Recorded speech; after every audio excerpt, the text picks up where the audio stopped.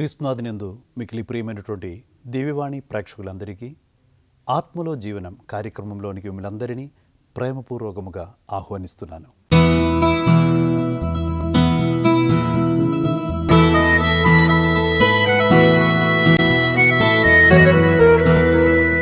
ఈరోజు ఆత్మలో జీవన కార్యక్రమం ద్వారా దేవుడు మనకు తెలియచేయాలని ఇష్టపడుతున్నటువంటి ఆధ్యాత్మికమైన విషయాలను, ఆధ్యాత్మికమైన అంశములను ధ్యానించుటకు ప్రార్థనాపూర్వకముగా సిద్ధపడతాం.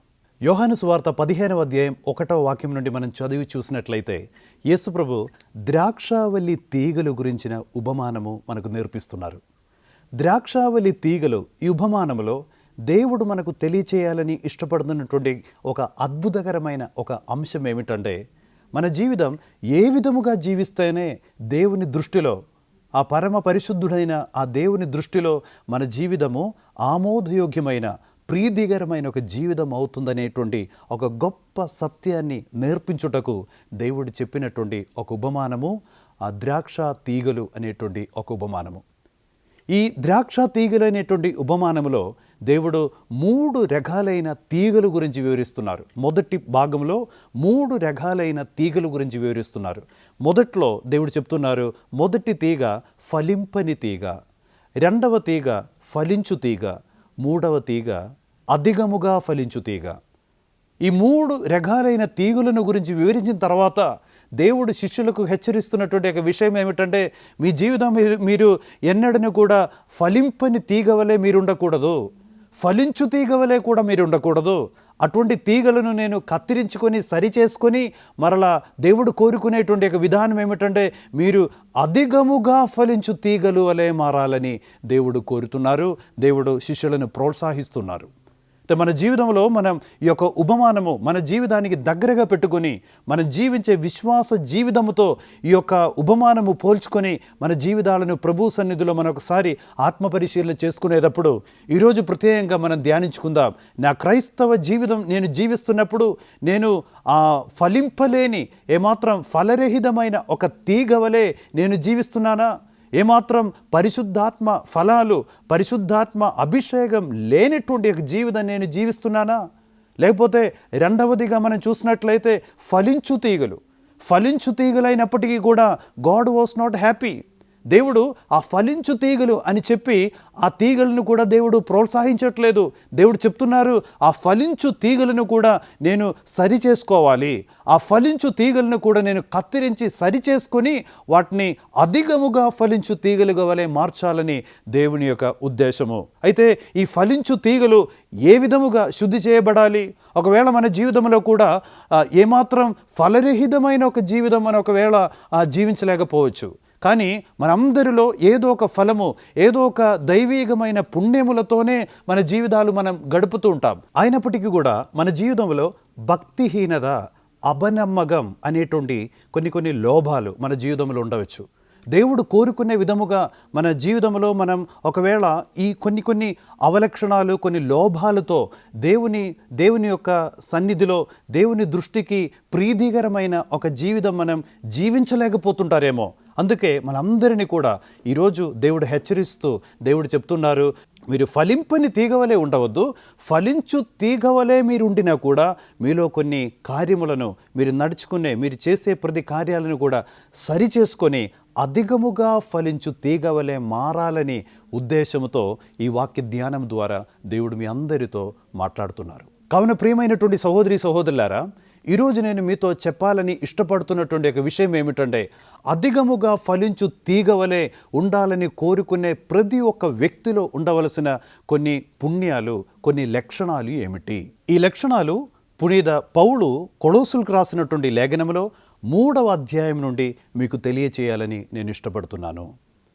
పునీత పౌలు కొలొస్సీలకు రాసినటువంటి లేఖనములో 3వ అధ్యాయం నుండి 7 లక్షణాలు మీకు తెలియచేయాలని ఆత్మ ద్వారా ప్రేరేపింపబడుతున్నాను కూడా. అందులో 7 లక్షణాలు ఏమిటి? అధికముగా ఫలించాలని, నా జీవితం నాడు వరకు కూడా నేను జీవించిన విధముగా నేను జీవించుకుంటే సరిపోదని, నా జీవితము దేవుడు ఈరోజు నా నుండి అధికముగా ఫలించు తీగవలే నేను మారాలని తెలుసుకొని నిర్ణయించుకునే వాళ్ళందరికీ కూడా పునీత పౌలు నేర్పించిన 7 లక్షణాలు ఈ సమయం మీతో చెప్పాలని నేను ఇష్టపడుతున్నాను. అందులో మొదటి లక్షణముగా పౌలు ఈ విధముగా రాస్తుంటారు, వారి మనసులను ఇచ్చట భూమిపై గల వస్తువుల మీద కాక అచ్చట పరలోకమునందు గల వస్తువులపైన లగ్నము చేసి జీవిస్తుంటారు. అయితే అధికముగా ఫలించు వాళ్ళలో కనబడే ఒక లక్షణం ఏమిటంటే, వాళ్ళు ఈ లోక సంబంధమైన విషయాలను ఆశించి ఈ లోక సంబంధమైన విషయాల మీద మనసు పెట్టుకుని బ్రతికే వాళ్ళం కాదు. ఈ లోకములో వాళ్ళు బ్రతికే రోజుల్లో కూడా వాళ్ళు దృష్టి పరలోకము మీద ఉంచుకొని ఆ విధముగా పరలోకము వైపు చూస్తూ జీవించడం అనేది అధికముగా జీవించే ప్రజల యొక్క లక్షణం. అందుకే దేవుడు శిష్యులతో చెప్తూ ఉంటారు, మీరు ఈ లోకములో ఉప్పు వలె ఉన్నారు, you are the salt of the earth అని దేవుడు చెప్తుంటారు. అయితే ఉప్పు అనగా ఏమిటి? మనకు తెలిసినట్లుగా ఉప్పు అనేది సముద్రం నుండి వేరు చేయబడిన ఒక పదార్థము. అయితే అధికముగా ఫలించే వాళ్ళ నుండి దేవుడు కోరుకునే ఒక విషయం ఏమిటంటే, మీరు కూడా ఈ లోకములో బ్రతికే రోజుల్లో కూడా లోకస్తులు జీవించినట్లుగా మీరు జీవించకుండా మీరు వేరు చేయబడిన వాళ్ళమని తెలుసుకొని పరలోక సంపదల మీద మనసు పెట్టుకుని జీవించాలని దేవుడు ఆశిస్తుంటారు. అందుకే పునీత పౌలు రోమిలకు రాసినటువంటి లేఖనములో 12వ అధ్యాయం 2వ వాక్యములో పౌలు ఈ విధముగా నేర్పిస్తుంటారు, మీరు ఈ లోకపు ప్రమాణములను అనుసరింపకుడు. మీరు ఈ లోకపు ప్రమాణములను అనుసరింపకుడు. మీరు వేరు చేయబడిన వారం, మీరు దేవునిచే ఎన్నుకొనబడిన వాళ్ళం, మీరు దేవుని యొక్క అభిషేకము పొందిన వాళ్ళం. ఈ యొక్క లక్షణం మీరు కలిగి ఉండాలి. లోకస్తులు మాట్లాడినట్లు మీరు మాట్లాడవద్దు, లోకస్తులు జీవించినట్లు మీరు జీవించవద్దు. మీరు ఈ లోకము నుండి వేరు చేయబడిన వాళ్ళం. ఆ విధముగా మీరు జీవించి దేవుని యొక్క ప్రీతిని సంపాదించుకోవాలని మొదటి లక్షణముగా పునీత పౌలు మనకు నేర్పిస్తుంటారు.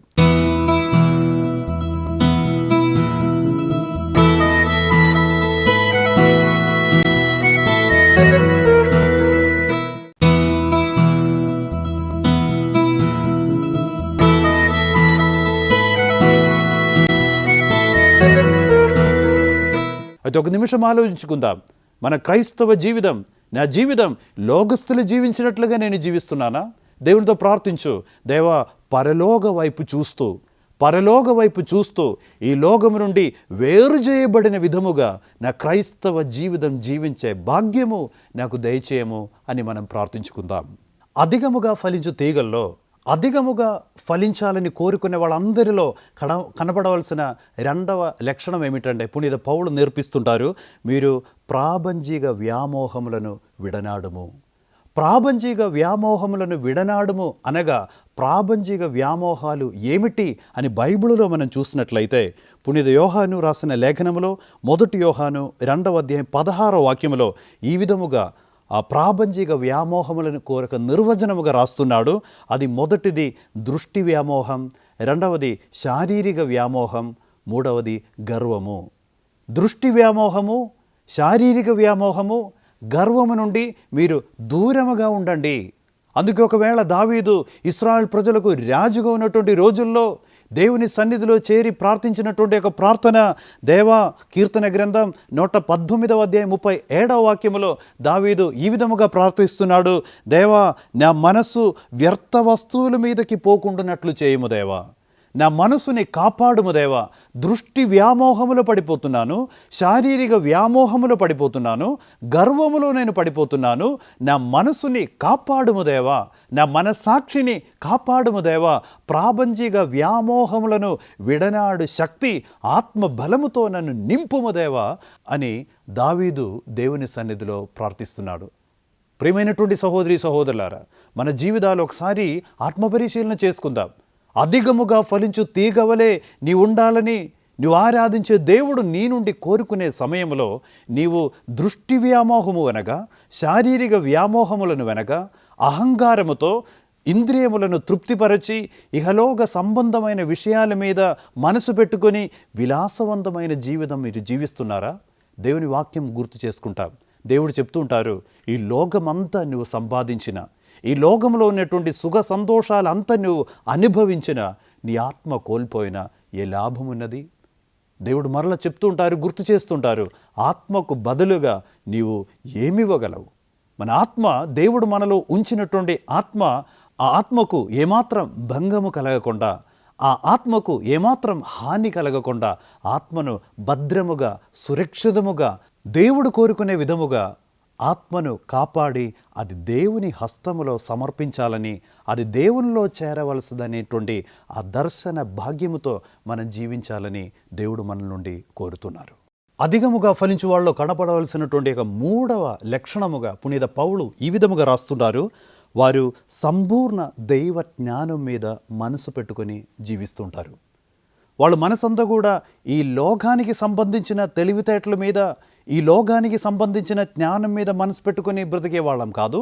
వాళ్ళ మనసంతా కూడా దేవుని వాక్యము మీద మనసు పెట్టుకొని ఆ వాక్యములో ఉన్నటువంటి మర్మములను అధికముగా తెలుసుకోవాలని ఆశతో ప్రతిరోజు కూడా ఆశతో బైబిల్ చదివి బైబిల్ ధ్యానించి ఆ విధముగా జీవించటం అనేది అధికముగా ఫలించు వ్యక్తిలో ఉన్నటువంటి కనబడే ఒక ముఖ్యమైన లక్షణం. పునీత పెద్ద తెరేసమ్మ గారు ఈ విధముగా చెప్తూ ఉంటారు, మనందరం కూడా క్రీస్తుని విశ్వసించే ప్రతి ఒక్క క్రీస్తు విశ్వాసి కూడా రోజులో 3 అధ్యాయాలు బైబిల్ చదివి ధ్యానించవలసిన వాళ్ళమే. ప్రతిరోజు కూడా మన జీవితంలో మనం 3 అధ్యాయాలు చదివి ధ్యానించుకునేటువంటి ఒక అలవాటు మన జీవితంలో ఉన్నదా? ఈరోజు దేవుడు మనలో ఉండి కోరుతున్నారు, నీవు అధికముగా ఫలించాలి. దేవుని వాక్యం మనం చదువుతుండగా, దేవుని యొక్క వాక్యము మనం ధ్యానిస్తుండగా దేవుడే మనకిచ్చిన ఒక సెలవు ఏంటంటే, నేను చెప్పిన మాట వలన మీరు శుద్ధులవుతారు. దేవుని యొక్క వాక్యము ధ్యానించేవాళ్ళు, దేవుని యొక్క వాక్యము దాని మర్మములను ఎక్కువగా నువ్వు తెలుసుకొని నీ జీవితాలను, నీ యొక్క నడకను నువ్వు సరిచేస్తుండగా నువ్వు అధికముగా ఫలించును. ఆ దేవుని వాక్యము నిన్ను శుద్ధి చేస్తుందని దేవుని వాక్యం సెలవిస్తున్నది. అదేవిధముగా గొప్ప పునీతుడు పునీత జెరోమ్ గారు ఈ విధముగా నేర్పిస్తుంటారు, క్రీస్తు వాక్యము గురించి ఉన్నటువంటి అజ్ఞానము క్రీస్తుని గురించి ఉన్నటువంటి అజ్ఞానమే. మనలో ఎవరు కూడా అజ్ఞానులుగా ఈ లోకములో బ్రతకవద్దు. నువ్వు జీవించిన కాలమంతా కూడా దేవుని గురించి, దేవుని నుండి బైబిల్ బయలుపరిచే సత్యములను, ఆ మర్మములను ధ్యానించుకొని ఆ విధముగా దేవుడు కోరుకునే విధముగా అధికముగా ఫలించే ఒక విశ్వాసిగా నీ ఉండాలని దేవుడు నీ వైపు చూస్తూ నిన్ను హెచ్చరిస్తూ నీ నుండి కోరుతున్నారు. కావున ప్రియమైనటువంటి సహోదరులారా, దేవునితో మనం ప్రార్థించుకుందాం. 3 ప్రార్థనలు. మొదటి ప్రార్థన, దేవా మా జీవిత కాలములో మా మనస్సు, శరీరము, ఆత్మ అంతా కూడా నీ మీద ఉంచుకొని, నీ మీద మనసు పెట్టుకొని జీవించే భాగ్యం మాకు దయచేయండి. ఈ లౌకికమైన వ్యామోహంలో మా జీవితం చెదరిపోకుండా, మా మనసు చెదరిపోకుండా నీలో కేంద్రీకృతము చేసి, నీలో అంకితము చేసి జీవించే భాగ్యం మాకు దయచేయండి. అదేవిధముగా affinity to the word of God, ఆ వాక్యం మీద ఎక్కువగా శ్రద్ధను నిలిపి ప్రతిరోజు కూడా 3 అధ్యాయాలు బైబిల్ చదివి ఆ వాక్యం మనకు నేర్పించినట్లుగా దేవునికి ప్రీతికరమైన విధముగా మా జీవితములను సరిచేసుకొని దేవుడు చూపించిన దారిలో నడిచి అధికముగా ఫలించు వ్యక్తులుగా, విశ్వాసులుగా జీవించు భాగ్యం దేవుడు మా అందరికీ కూడా ప్రసాదించాలని ప్రార్థిస్తున్నాం. దేవుడు మీరందరినీ ఆశీర్వదించి నడిపించునుగాక. ఆమేన్.